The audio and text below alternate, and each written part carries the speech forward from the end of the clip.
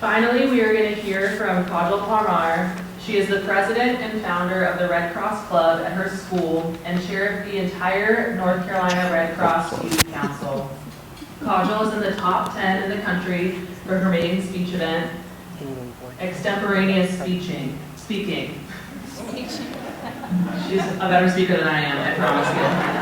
Recently appointed managing director, Kajal aims to democratize speech and debate resources through an international nonprofit, the Extempers Bible. Kajal is a published research intern at Duke, where she has worked on and led projects on Alzheimer's disease and brain tumors from an epidemiological lens. She's smarter than I am. Thanks. After learning about disparities and access to treatments, she is motivated to bolster health equity through research and policy. To do so locally, she interned in the Office of Minority Health and Health Disparities at the NC Department of Health and Human Services last summer. Supporting global efforts, she has interned with Impact Global Health Alliance since August of last year. Kajal is also an all-conference cross-country and track and field athlete. She is the team captain of the cross-country, indoor, and outdoor track teams at her school, leading junior team members in workouts and in competitions. Kajal values time with her family and friends. Together they enjoy running, hiking, skiing, and all things outdoors. Please welcome Kajal.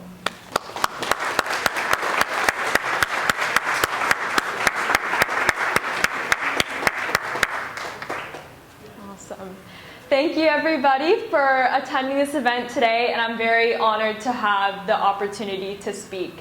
I'll be kind of going over my story, what brought me to Impact Global Health Alliance, and then my experience and takeaways from Kenya, and finally some of my future outlooks for global and public health. So my interest in healthcare began at age 8 when I was hospitalized with meningoencephalitis and acute disseminated encephalomyelitis. Those are very neuroinflammatory illnesses. And so the illnesses paired with the pretty excruciating recovery period sparked my fascination in neuroscience. To explore the field of neuroscience, I've been conducting research with Dr. Kyle Walsh in the Duke Neuroepidemiology Lab. While I expected to focus pretty narrowly on genetic predisposition to neurodegenerative disorders, we went much further beyond that, and we incorporated population health and health policy to understand the more social determinants of neurodegeneration. When I learned that the populations most susceptible to Alzheimer's often have the least access to therapeutics because of understudied biomarkers and genetics, I knew I had to combat those health disparities. I did so locally first through engaging with the American Red Cross. Those experiences introduced me to the global aspects of healthcare like measles and rubella and providing humanitarian aid during times of conflict. To translate local evidence into health equity, into meaningful global action, I joined Impact Global Health Alliance. I started off by helping with outreach for this very event 1 year ago. And then I fundraised for solar panel installation in the Guatemala Casa Maternas, wrote a policy brief, did an infographic. And so, next slide please. When the opportunity came to see the very solar panel installations I had learned about in research in Kenya, that was an opportunity that I just couldn't pass up. Next slide please. We spent the next full 4 days in Kisi, each day filled with different experiences of learning and making an impact. Our home base was the KICOP office, and from there we traveled to different villages, including Matongo, Iranda, and Nyagoto. To build upon my understanding of the KICOP initiatives, we interviewed various individuals, including community health leaders and promoters, alongside the neighborhood women themselves. Among the many interviews we conducted, there are 2 distinct stories that I'd like to share. Next slide. Sylvia is a woman from Iranda whose son is named Adrian.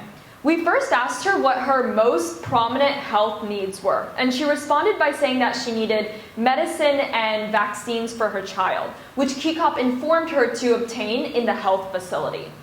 When we asked her what she does when her son is sick, She responded by saying Kikop taught her to take her son to the facility when Adrian demonstrates the specific symptoms of a high fever, refusal to breastfeed, and weak movements, which are very specific observations thanks to Kikop that enables her to know when exactly her son is sick. The CHVs didn't just also teach her to wash her hands frequently, but they also helped her install a tippy tap, which is an innovative, inexpensive, and simple device operated by foot designed to dispense water in small amounts. To Sylvia, nothing that Kikop has taught her has been difficult to implement, meaning that Kikop, with the support of Impact Global Health Alliance, is able to educate these neighborhood women in culturally appropriate and accessible ways, ensuring that the information is communicated. Next is Job. When interviewing Job, he was the nursing officer in charge in Niagoto, a facility in Kisi, or nearby Kisi, equipped with solar microgrids. He describes the solar as a game changer and a small effort making life more easy. Previously, this facility had maybe at most 5 deliveries a day, and in the case that deliveries came at night, he wasn't able to provide those deliveries because it's extremely difficult to monitor pregnancy emergencies or provide the service in darkness. That led to instances where, as Job recalls, when a mother required monitoring until late hours and wasn't progressing well, she had to get care from a more equipped, higher level facility. But because of the rain pretty much decimating the roads, Job carried this woman 7 kilometers to the nearby town of Marani so that she could get that care. Now, that doesn't have to happen anymore. Because of the solar panels equipped in the Niagoto Health Facility, they have literally more power than machines to actually power. They have enough light to conduct deliveries with more caution, which has helped reduce infant and maternal mortality. And now they have up to 20 deliveries per day. Now, they can also predict complications that come and may arise with women. And additionally, with not being required to pay for the national grid anymore, they're able to direct other money towards medicines and other service deliveries. Mothers are also very incentivized to deliver here because of the near guarantee of having access to electricity, which means they'll be treated with, again, safe, culturally appropriate care. Next slide, please. Aside from the interviews, we toured the different health facilities to learn more about the culturally appropriate care given to patients. Next slide, please. We had the opportunity to interact with nurses at the facility who explained to us how they give such care in resource-scarce settings. On a larger scale, we also had opportunities to meet with individuals from the Kisi Ministry of Health to discuss how we can best expand these initiatives beyond the current villages that they're currently implemented in. And across these experiences, I've had a couple key takeaways. Next slide, please. When we first entered the Matongo Health Facility, one of the first things that caught my eye were the USAID and the CDC graphics on the wall. And when seeing them, given the current health news across the world, I pretty much knew what that would mean. The facility leaders confirmed my suspicions. The clinic would be facing devastating cuts, and maternal and infant mortality and HIV prevention efforts were at risk. Next slide. But later that day, we visited a care group where neighborhood women, all eager to learn, listened carefully to their leader on how to establish a birth plan.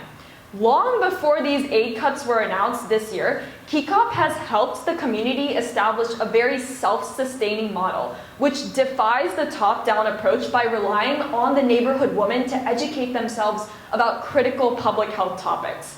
The community-empowered care groups are low cost and help the women establish systems such as tippy taps or kitchen gardens, which enables the mothers to prevent malnutrition for their children, but also to earn some money through growing healthy food. Within this, Kikop is empowering the communities themselves to educate each other. When this is done, this helps ensure that the information is communicated in a very accessible and digestible and culturally appropriate way that resonates with the audience. Especially in a time when institutional trust, both locally and globally, among underserved and minority communities is low. In these communities particularly, because aid from, let's say, their local or their state government and ministries has been uncertain, empowering the community members themselves to share this information is the best way to adapt, and KeyCop has done a phenomenal job with that. Through continuing the community-based, impact-oriented approach that I got to see in action in Kisi, I'm excited for Impact Global Health Alliance to prevent challenging and changing political policies from sealing the fate of those most vulnerable around the globe. And for healthcare as a broader topic, I look forward to seeing how we can bring innovative technologies, such as the Meaningful app that KeyCop uses to track the home visits, to communities in need. Next slide. Now, what I saw was most important through this trip was how we engaged with the community and established trust, whether that be between us and KeyCop or between the neighborhood women and their CHVs. For us, during the trip, we engaged in the town of Kisi in another, more unconventional way. Dr. Perry's grandchildren, Holden and Kipinzi, my parents, and I joined the Kisi Run Club nearly every morning to start our day. Doing so helped us become more acquainted with the new town, and while we did so, we actually got to run with a member of KeyCop, Safe. Safe took me one morning on our last day for a 10-mile run, and that just shows how committed KeyCop is to forming these connections. If we can harness this same idea of engaging closely with communities, similar and different from us, to establish trust and respond to their specific needs in a responsible and meaningful way, we can make a greater and more long-term impact. I'm incredibly grateful to have had this experience to travel with Impact Global Health Alliance to Kenya and see the amazing work that them in collaboration with KeyCop under the leadership of Anne, who's here today. Special thanks to Lisa for coordinating this trip and for being an amazing host and educating and informing us on what they're doing, Dr. Perry for all of his insights throughout, and my parents for accompanying me and supporting me in my interests and passions. Thank you all.